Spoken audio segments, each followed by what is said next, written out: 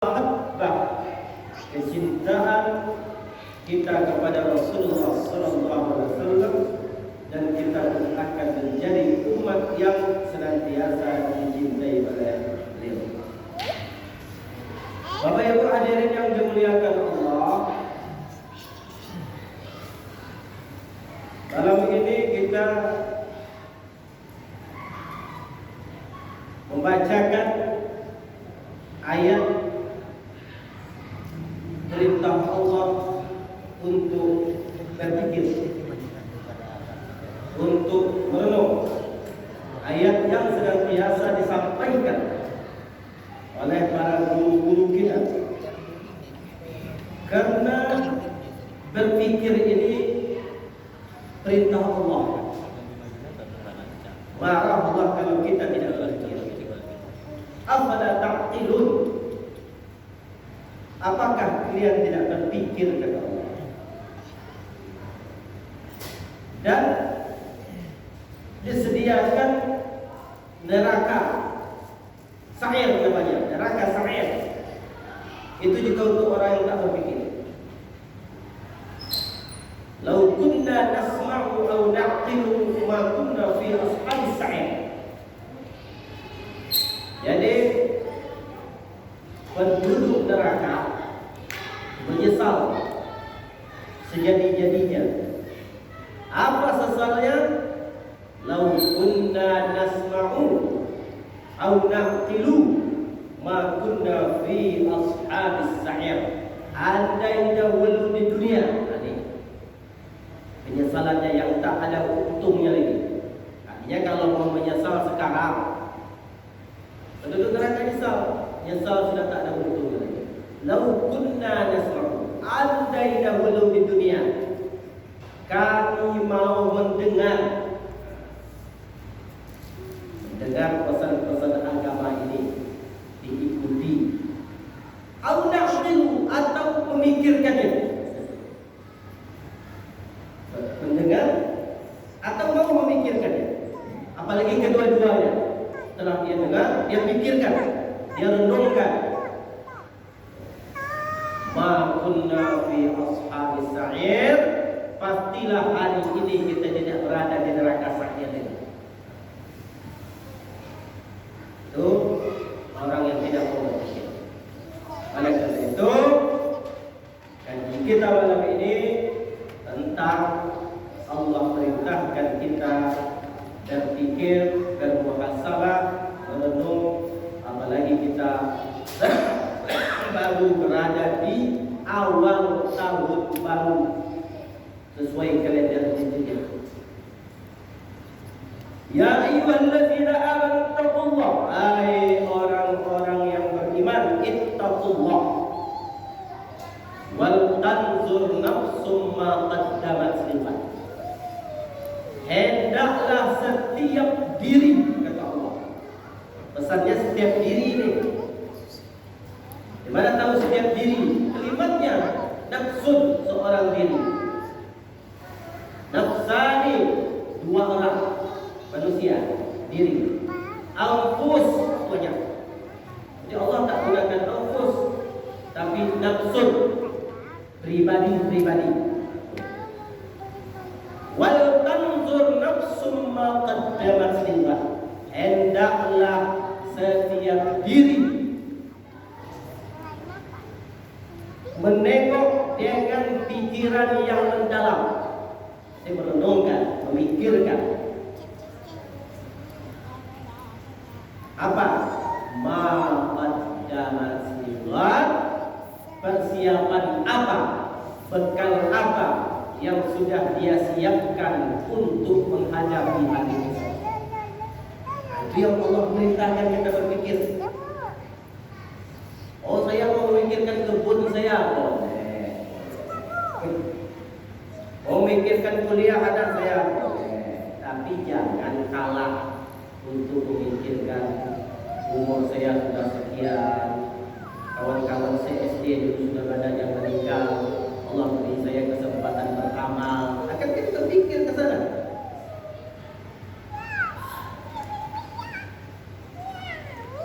Dua pesan Allah. Yang ketiga, wattaqullah.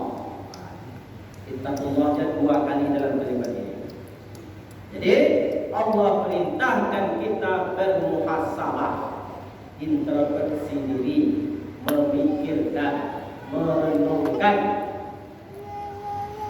Yang paling penting, maqaddamat lighad, apa yang sudah disediakan untuk menghadapi hari esok.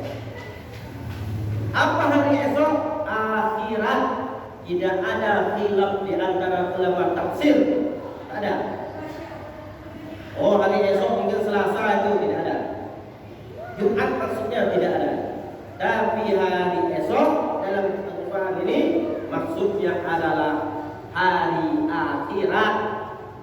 Kapan mulai hari akhirat? Gerbangnya sakratul maut. Gerbangnya sakratul maut ini. Berarti untuk menghadapi sakratul maut ini, kira-kira amal kita sudah cukup atau belum? Jadi setiap kita berpikir itu, ya Allah, andai saya minum keras malam ini, datang SMS, yuk kita warung tua. Atau dipikir dulu, kawan, kawan kerap. Nanti katanya tak tahu.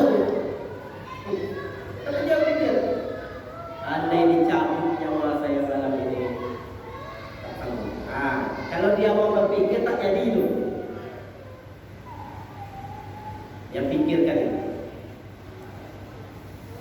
Sakratul maut itu termasuk gerbang akhirat. Tapi kita sudah memikirkan, kira-kira amal saya cukup tidak menghadapi mereka di selanjutnya. Barzakh kubur itu akhirat.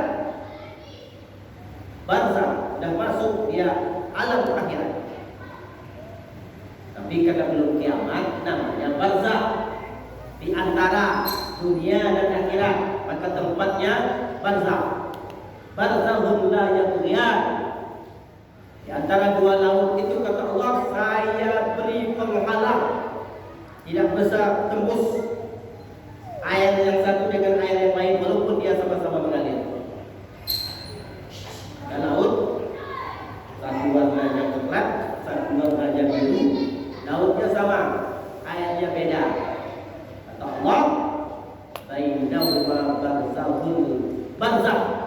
Di antara dua laut itu, dua air itu saya jadikan pemisah. Pemisah itu namanya barzakh. Pemisah antara dunia ada habisnya, lewat. Akhirat belum pulang, kiamat lagi. Namanya barzakh.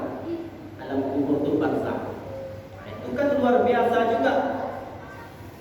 Azabnya, nikmatnya.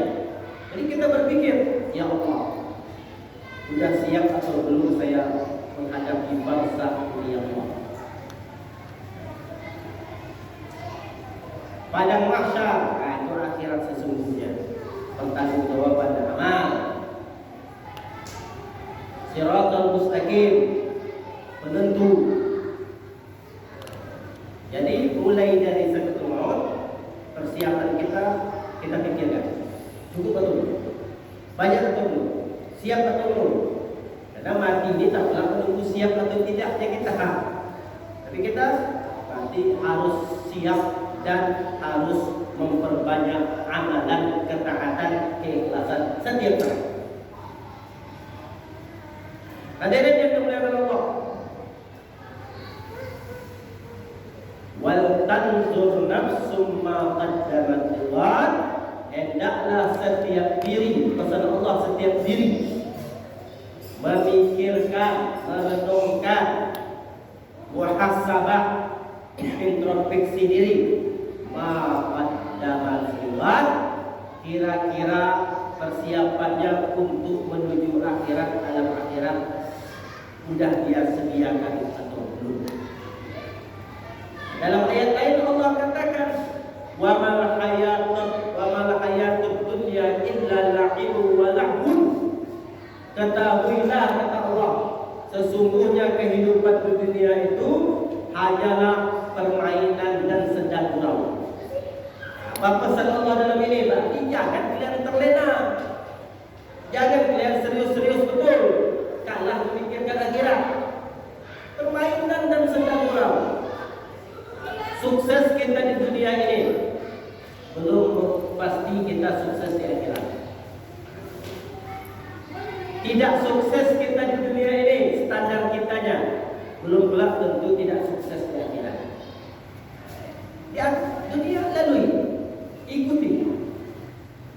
Yang salah adalah kita karena terlalu asik dunia, mengejar pangkat, kedudukan, nama besar, sehingga untuk memikirkan akhiratnya sedikit, bahkan tidak ada. Ada orang yang sibuk meeting, tak sembahyang lagi, berarti memikirkan dunia, jangan meninggalkan akhirat. Pesan Allah, wal akhiratu khairul laka minal ula. Akhirat itu mesti kalian utamakan daripada dunia.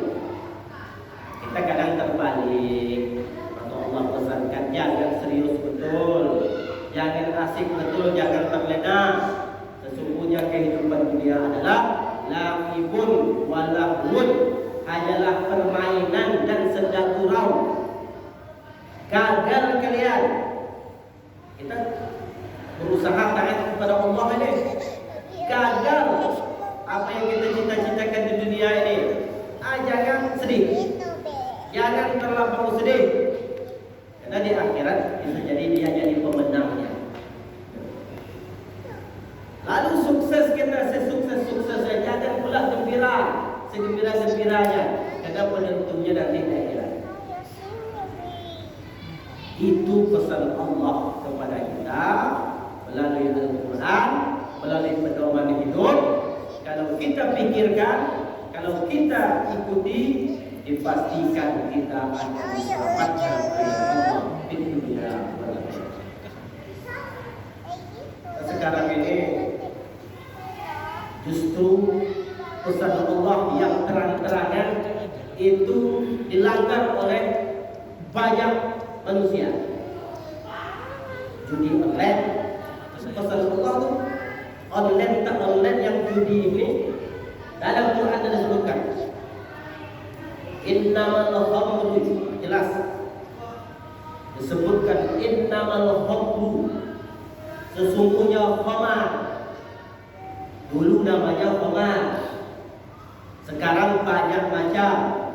Maka Nabi ringkas, kullu maskurin haram, semua yang memabukkan, minuman yang memabukkan haram. Mau khamar namanya, mau indek namanya, mau narkoba namanya, pokoknya yang memabukkan haram. Karena nama berubah setiap saat, setiap zaman berubah. Maka kalau orang kan khamar cuma dalam Al-Quran, kampung kan enggak katanya. Maka Nabi dah tahu, maka dijawab oleh Nabi, kullu maskurin haram, semua yang memabukkan haram, kata Nabi. Nah, sekarang ini pula yang banyak terjadi di masyarakat kita. Jaga anak-anak kita dari barang yang memabukkan. Pesankan saya oleh orang-orang yang hebat, ahli di bidang remaja ini, justru yang banyak bisa dipengaruhi adalah anak kita yang apa istilahnya itu, lugu.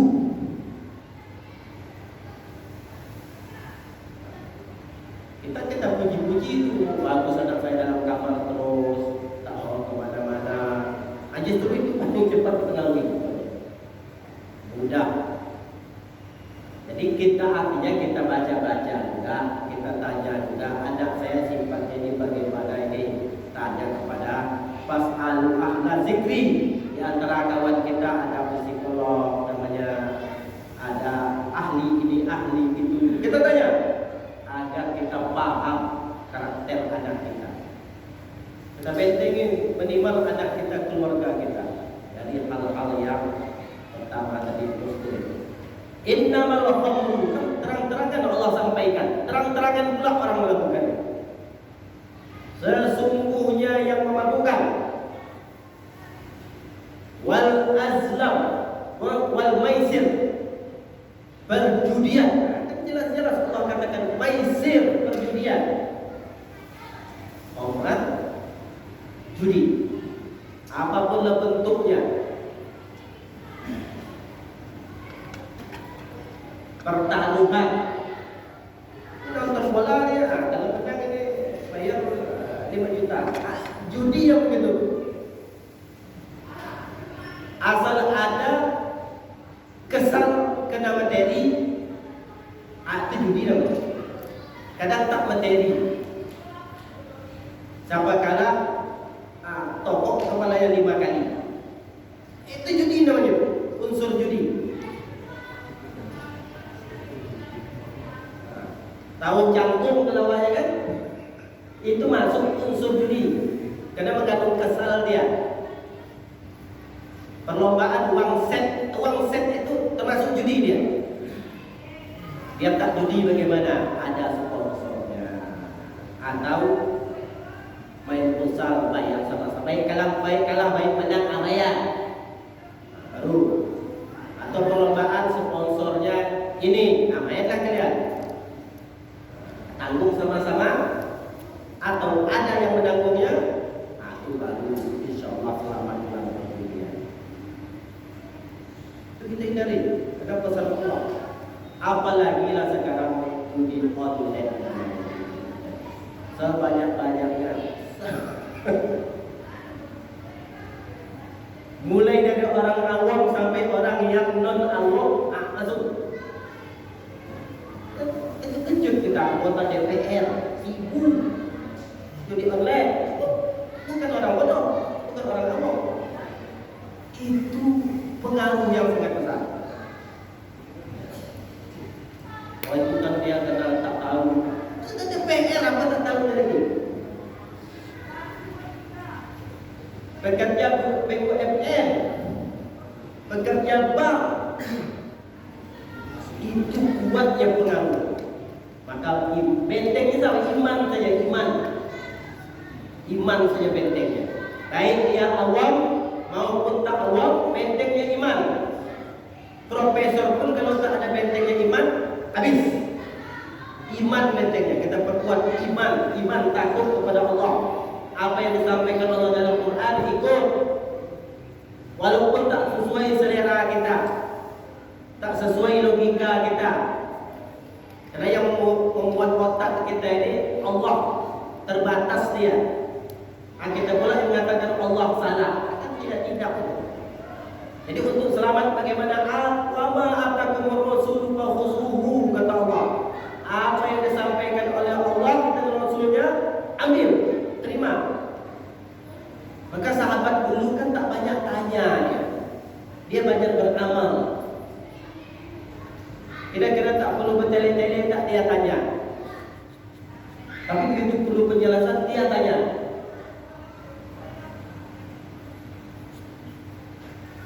Innamal khamru, sesungguhnya khamar, wal maisir, perjudian dengan berbagai bentuk perjudian, wal ansab, ini larangan Quran yang ketiga. Ansab ini mengorbankan atau menyembelih binatang untuk berhala. Zaman dulu begitu. Jadi kalau kita ringkaskan, untuk tidak karena Allah, selain Allah. Ini pohon kayu bangker yang sembelih. Oi, antum. Jangan. Azlam yang itu, ansab yang itu. Semah kalau sila kita tanya semah. Untuk berhala, ya sembelih kambing, ya kurban, terimalah yang kurban. Allah cantum dalam Al-Quran surah Al-Maidah 90. Wal ansab, dan menyembelih binatang untuk berhala, untuk pohon, untuk sungai, untuk laut, untuk ladang, bukan karena Allah. Bagaimana caranya biar benar? Sembelih karena Allah, lalu doakan, ya Allah, rupanya diangkat.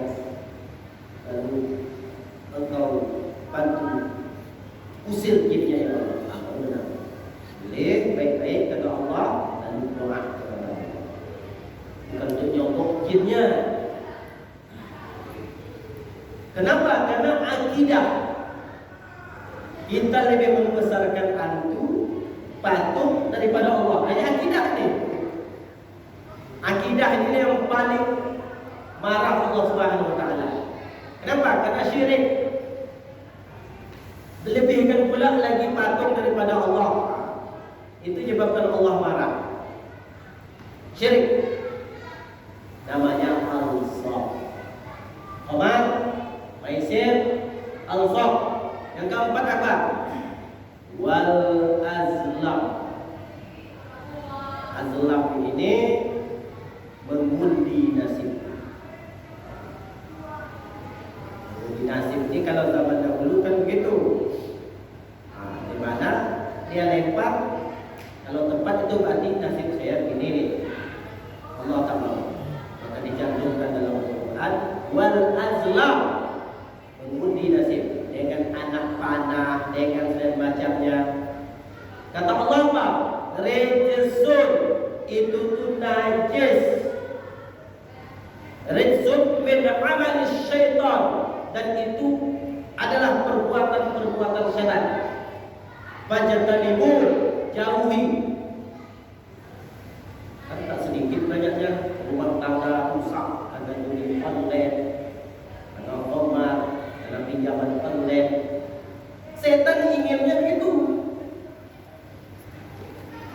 Target pertama setan dalam rumah tangga, orang ini cerai berai.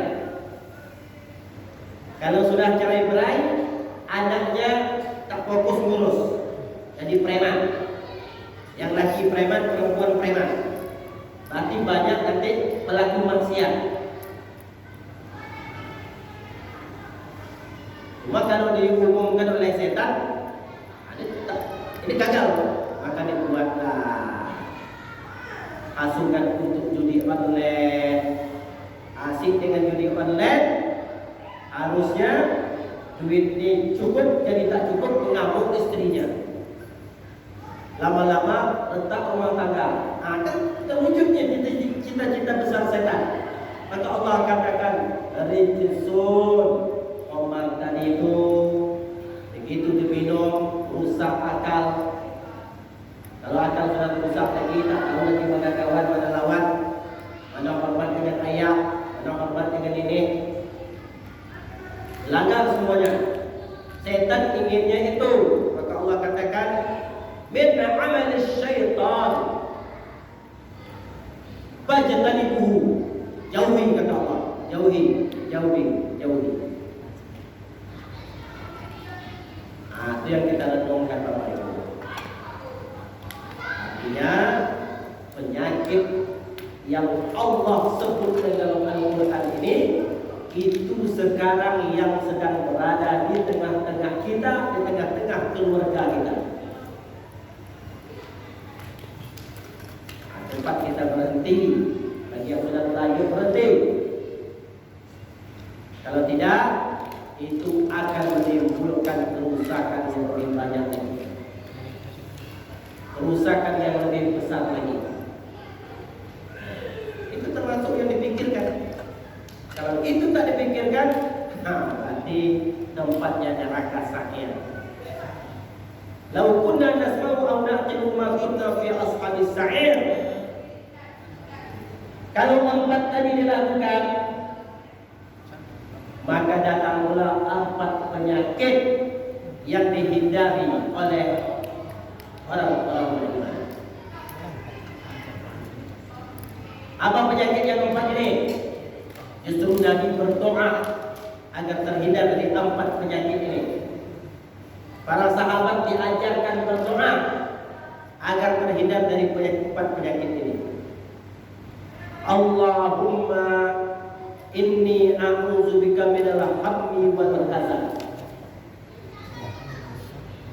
8 penyakit tadi, 4 poin, 8 penyakit. Ya Allah, aku berlindung kepada Allah, Engkau ya Allah, dari hammi, dari bingung dan sedih. Akibat judi, akibat pinjaman online, itu bingung. Itu satu penyakit. Wal hazan, setelah bingung, sedih. Ini penyakit yang ditakuti Nabi ini untuk umatnya. Haman, hamu, hazan. Bingung, sedih.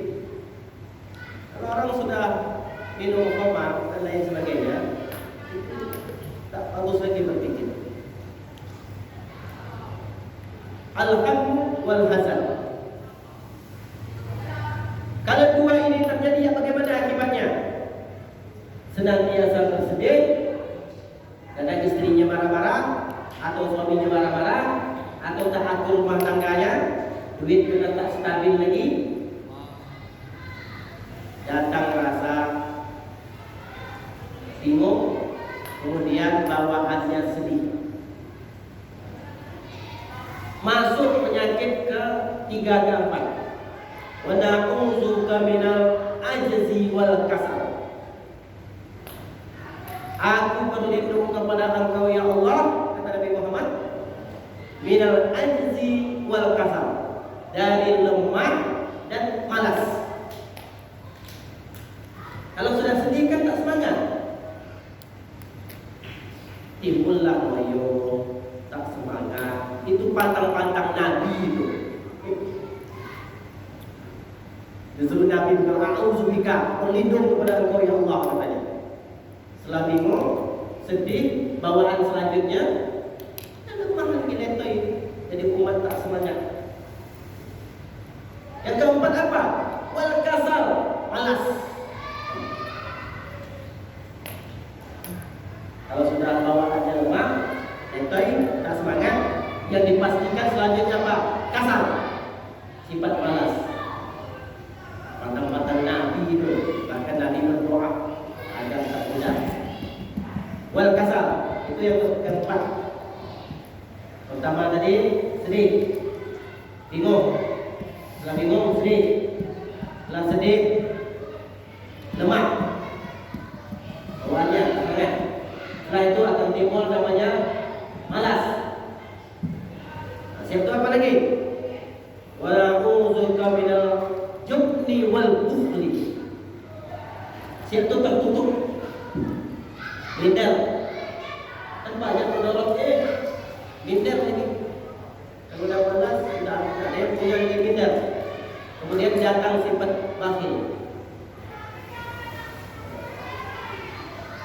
tertutup. Kemudian kikir. Akibat yang paling fatalnya, yang ke-6, yang ke-7, ke-8, kalau ini terus-menerus diikuti, wa na'udzubika min ghalabatid daini wa qahril rijal. Yang paling final di sini nih. Dan saya berlindung kepada Engkau ya Allah, kata Muhammad SAW, dari penyakit, dari sifat walabatid daini, terlilit hutang-hutang. Orang berhutang itu bukan tenang dia, tak bebas dia. Itu bunyi Honda, mata satu keluar, dia kata orang berhutang. Kan tak tenang. Sudahlah di dunia ini sempit, ringkas, tak pula tahu ketenangan. Kan banyak pendorongnya ini. Yang finalnya apa?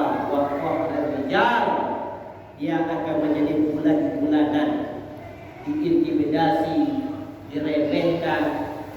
Pokoknya namanya orang berhutang. Jadi tak kalah khamar, perjudian, berkorban untuk berhala, mengundi nasib. Yang paling penting buahnya tadi nih, yang paling banyak masyarakat. Khamar, perjudian. Tak kala ini tidak kita stop, tak kita bina masyarakat untuk edukasi, menasehatinya, terutama keluarga kita, nanti akan muncul 8 sifat penyakit kronis. Yang tadi itu hammi wal hazan. Itu sedih. Setelah sedih, dia akan tak semangat. Sudah dipastikan pemalas, generasi pemalas. Gen Z semua pemalas. Setelah pemalas, akan timbul berikutnya sifat menutup diri, kemudian pikir. Setelah dipikir, malas, loyo, tak semangat, sedih, dia akan terlilit oleh hutang. Kalau itu dia ikuti pinjam sana, pinjam sini, online sana, online sini, maka dia akan menjadi bulan-bulanan intimidasi. Tidak urutkan ini, doanya dah urutkan itu. Urutkan. Nah, tenang lagi.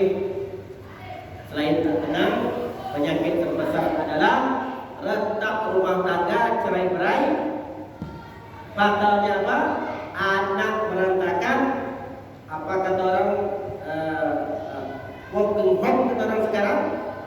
Kalau sudah itu yang terjadi, maka sedang ada ayah ibunya sama-sama memperhatikan anaknya, mengajari anaknya, belum betul ini. Apalagi emak, apa kata emak, ayah apa kata ayah, anak tentu dia menjadi jalan sendiri-sendiri. Besar menyebabkan itu. Jadi itu juga kita renungkan. Apalagi persiapan bekal untuk akhirat. Bapak Ibu yang dimuliakan Allah Subhanahu wa taala. Wattaqullah. Jadi diikat ayat pertama tadi diikat. Ya ayyuhallazina amanu, hai orang-orang yang beriman. Padahal itu orang beriman itu. Bukan ya lunas, bukan wahai manusia. Orang beriman dipesankan oleh Allah, ittaqullah, agar betul-betul menjaga takwa kepada Allah. Keyakinannya dengan amalannya harus seiring. Dia yakin kepada Allah, berarti dia mengikuti perintah Allah. Dia lakukan kebaikan, dia mesti akan ikhlas kepada Allah. Itu tak boleh terpisah-pisah dia. Itu namanya amalu wattaqau. Diringkas dengan takwa. Iman amal soleh, iman amal soleh, iman amal soleh, takwa. Ittaqullah, perkuat takwa kalian kepada Allah. Lalu tadi di tengah-tengah, dan hendaklah setiap diri memikirkan amalan apa, bekal apa yang sudah dia siapkan untuk menyosong hari esok akhirat. Di ujung ayat diikat wattaqullah, dipesankan lagi, dan bertakwalah kalian kepada Allah. Innallaha khabirun bima ta'malun. Karena sesungguhnya Allah Maha tahu apa yang kalian lakukan. Bapak Ibu hadirin yang dimuliakan Allah, jadi jadikan awal tahun ini, apalagi namanya hijrah, tahun hijriah, pindah kita dari maksiat ke taat, dari kelakuan yang tak baik ke yang baik. Itu hijrah namanya, pindah. Kalau itu kita lakukan, maka perubahan tahun ini insya Allah akan bermakna bagi kita semua. Jadi kembali kita tekanannya agar ku ampusakum wa ahlikum naro, ku ampusakum wa ahlikum naro, jaga diri engkau dan keluarga engkau dari api neraka. Pesan Allah, ku ampusakum, jaga diri kalian, wa ahlikum, dan keluarga kalian anfusakum wa ahlikum. Itu yang terdekat dulu.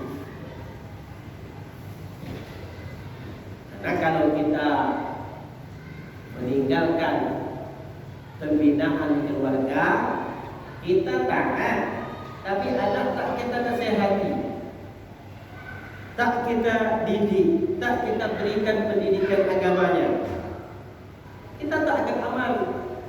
Melakukan maksiatnya kita dalam kubur, dapat kita dosa. Kenapa? Karena kita tidak meninggalkan iman dan takwa. Di neraka surga kita bisa digugat itu. Ya Allah, bapak saya sekarang di surga, saya tengok. Saya di neraka ini. Padahal dia bapak saya tak dibimbingnya saya sedikit pun. Asik dia oleh zikir dia sendiri. Ya, dikeluarkan lagi. Betul nih, betul Pak. Berarti engkau tidak melaksanakan kewajiban engkau. Masuk ke dalam neraka, gitu. Jadi yang mendorongkan kita juga. Tapi kalau kita sudah berupaya tak pandai kita di bidang itu, berikan kepada yang pandai. Saya kurang, saya ilmu agama saya, berikan dia sekolah agama. Itu upaya kita agar kita tenang. Di dunia kita tenang, kemudian di akhirat juga tenang. Tidak dituntut oleh tanggung jawab yang tidak tuntas, oleh tanggung jawab yang tidak terlaksanakan. Oh, selesai semua itu belum tentu selesai, tapi secara tanggung jawab kita sudah upayakan. Karena yang pemilik hidayah hanyalah Allah. Pemilik hidayah adalah Allah. Kita ini sebagai asbab penyebab saja. Kalau itu pun tak kita lakukan, penyebab pun tidak, berarti kita tersandung masalah. Bisa digugat nanti pengadilan akhirat, digugat ayahnya oleh anaknya, suami oleh istrinya. Nah, itu kita jadikan renungan. Itu pesan Allah. Wal tanzur nafsum ma qaddamat liwat. Hadirin yang dimuliakan Allah, itu kajian kita pada malam ini. Mungkin masih ada waktu, dan mungkin yang akan kita bahas silakan. Kita cukup sama-sama kita beramal, sama-sama kita hijrah, sama-sama kita berusaha melakukan yang terbaik karena Allah Subhanahu wa taala. Ya Allah, sebagaimana Engkau kumpulkan kami pada saat ini, kami berdoa kepada Engkau ya Allah agar dikumpulkan pula kami di surga-Mu. Amin.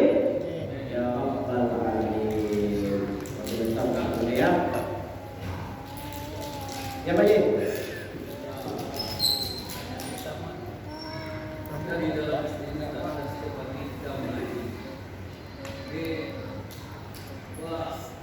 Berbeda mengaji dengan HP, dengan membaca Quran masuk. Ada juga kawan kan? Duduk. Baca Al-Quran di HP. Sementara di ada Al-Quran. Bagaimana bagusnya kita? Kalau Al-Quran ada, tentulah afdal Quran ini. Kalau sama-sama jelas. Kalau sama-sama artinya matanya jelas. Kadang orang cakap, ada kita yang terlalu halus kulitnya, tulisannya. Jadi campur buat sana dengan tak jelas dia. Tapi dibuka HP yang lain. Kalau sama-sama dia bisa baca, tentulah afdal lagi membaca Al-Quran dengan mushafnya. Karena mushaf itu kan untuk mushaf. Dan mushaf itu nanti ada saatnya mushafnya ada, tulisannya sudah tidak ada. Lengkap. Kalau sah saja. Kalau afdal betul mushaf saja. Yang baca aja nih.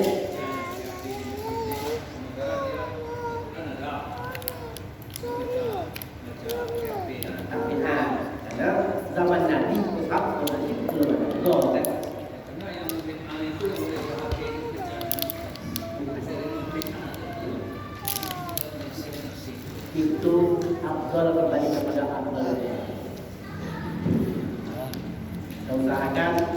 dengan menengok ini kan Quran, tapi Quran itu kalau dulu agak kuning.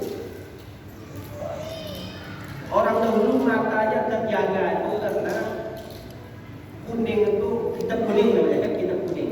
Itu banyak pengaruh kepada kekuatan mata. Jadi kalau ada Quran warna kuning, itulah sambil menjaga mata. Itu rahsia rupanya ada namanya kitab kuning, pengaruhnya kepada mata. Tapi tak kepada mata, itu pengaruhnya tidak kepada mata. Demikian wabillahi taufiq. Assalamualaikum warahmatullahi wabarakatuh.